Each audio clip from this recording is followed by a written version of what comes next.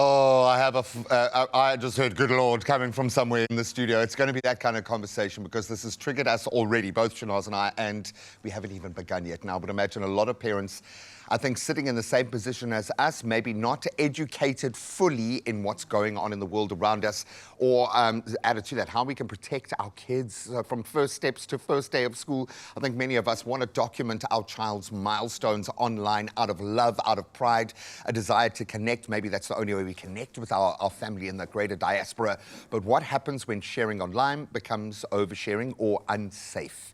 And a child's digital footprint is now built before they can say yes or no, before you're even aware of it. And the global trend of sharenting has sparked conversation around children's consent, safety, and identity.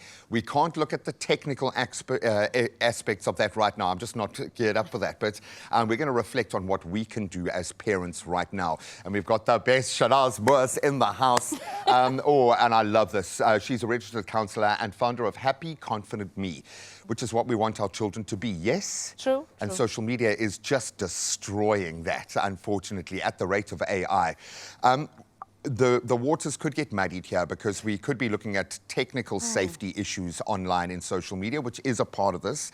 But I think the sharenting element, this notion that we want to present our children to the world because now we've got a platform to be able to do that.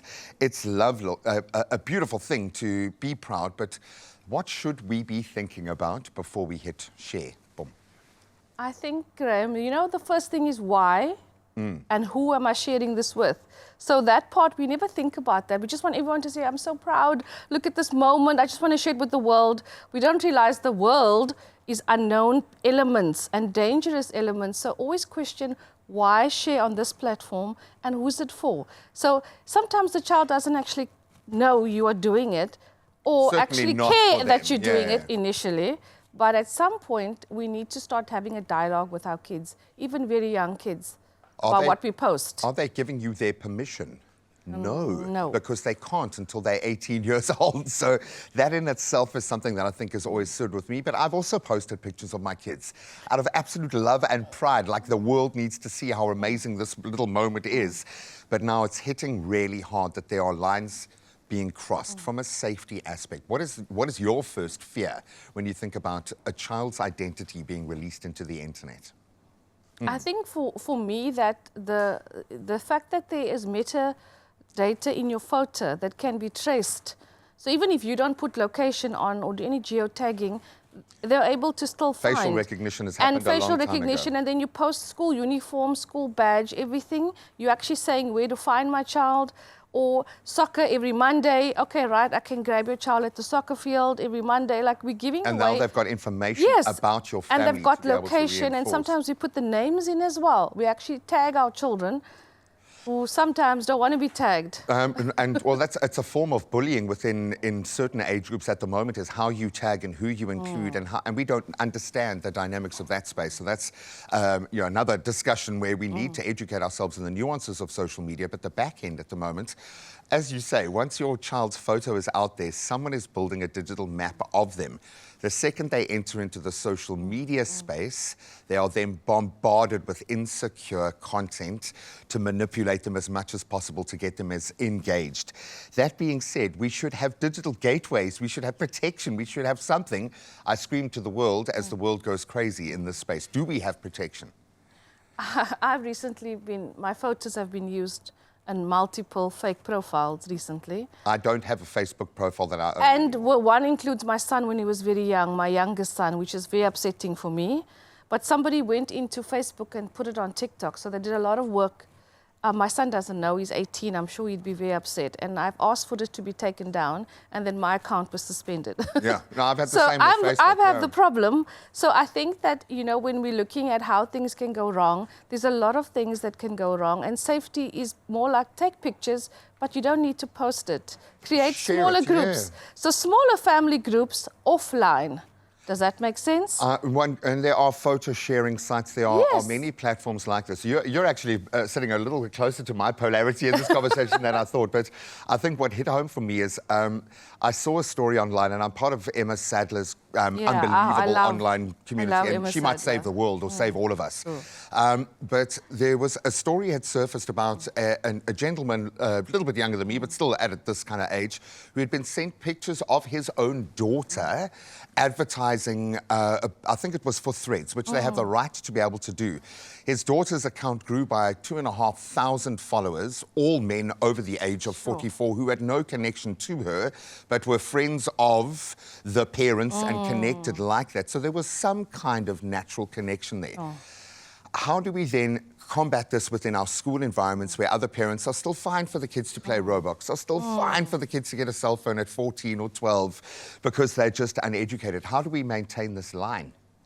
I think, talking to people about what you want your child's digital footprint to be is the first thing. From granny, grandpa, aunt, uncle. I got into trouble for posting a baby in our family a few years back without consent from the parent. You see? And that's why you see sometimes little hearts over, or emojis over babies' faces. It's legal, which is so crazy. protect the child's identity. So yeah, and also look at how you can edit the existing digital footprint that you've given for your child.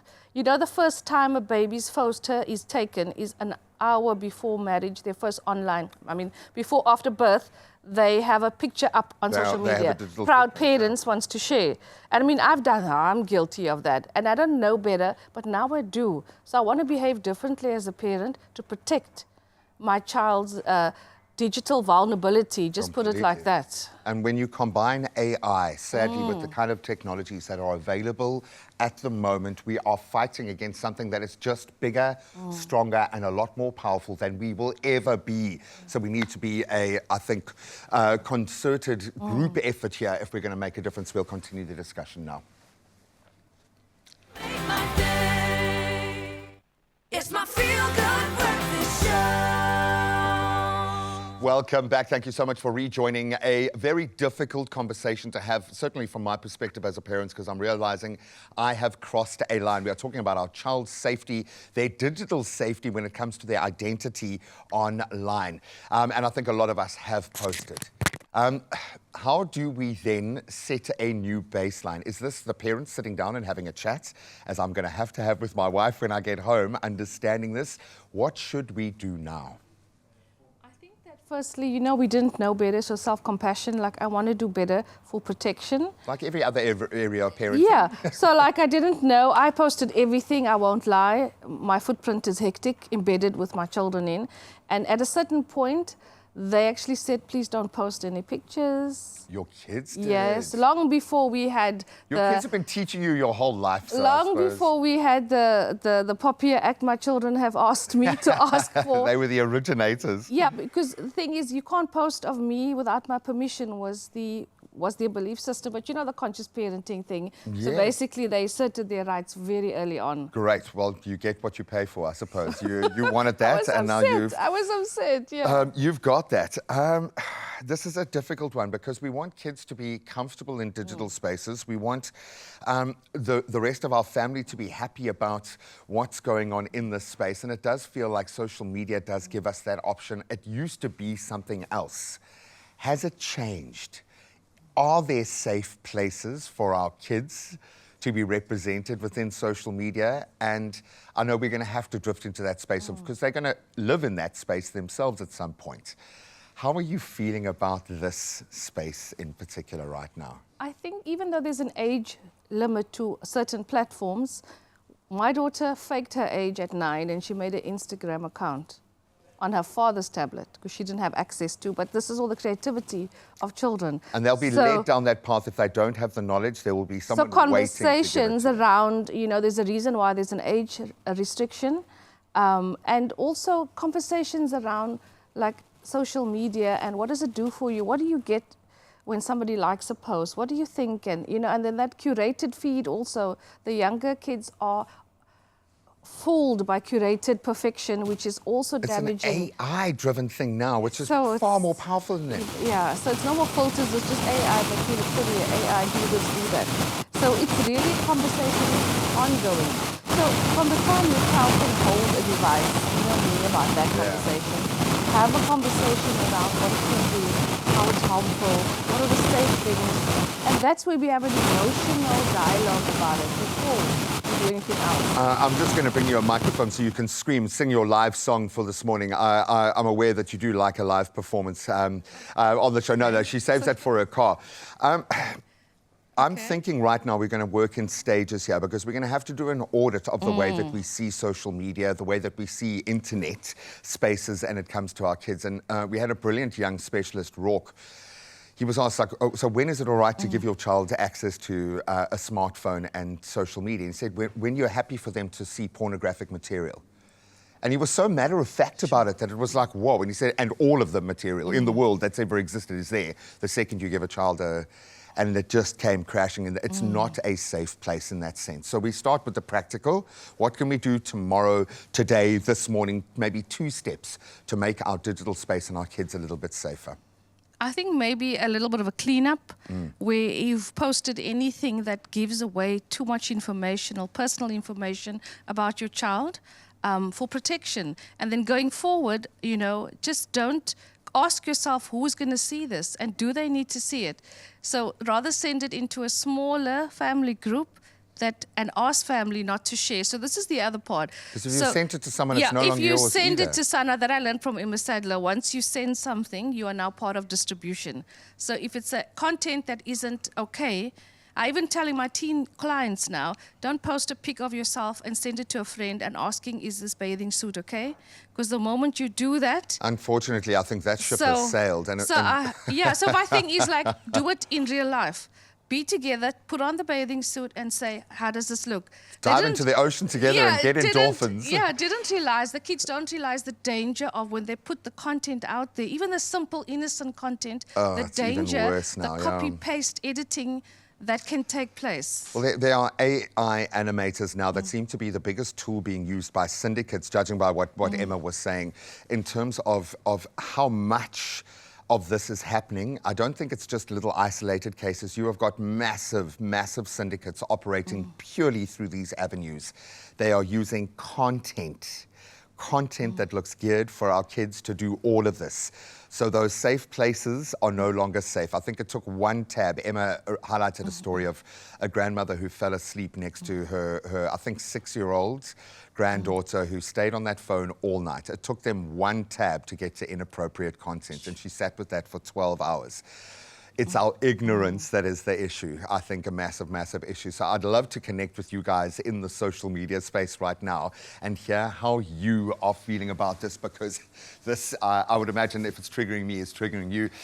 Des Marie Victor saying, if you have a closed profile, it is definitely a good way of capturing memories. I've had Facebook since it started, and my oldest was tiny when it started. My youngest was born after it started. They're both grown up now and have their own Facebook. I've tagged them in all the memories and photos they were all part of. So now they can see what they did when I am gone one day. They can look back on it all. I've lost both my parents, and it's nice to look back on memories with them.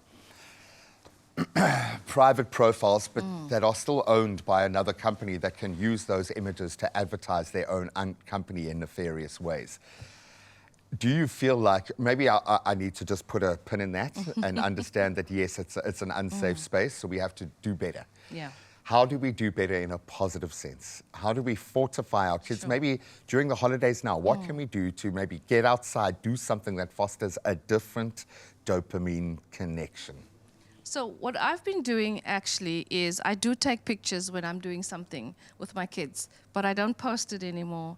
I don't post it, I don't do, and I used to just post blindly without thinking, without gaining consent, any of those things. So I'm more about, like, in this moment, this is so much fun. I don't take out my phone, being more present, whether I'm indoors or outdoors. I mean, I had amazing food the other day. Did you know it? No, I didn't post it, but I had it. That's what was missing from my life. I was wandering around the whole of last Thursday going like, there's a hole in my world. I hadn't seen what you had eaten that day, and it's an issue.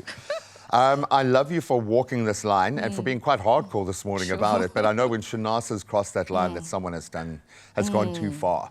The bottom line is, if you're going to put anything out there online, it's not the internet. It's someone's owned platform, and a very few people own most of those platforms right now, and you are not in their best interests. Your money is, and your connection is, and you've got to let this sink in at some point. If you don't understand it, your kids will understand it before you, and then maybe we've all lost. So please do a deep dive today.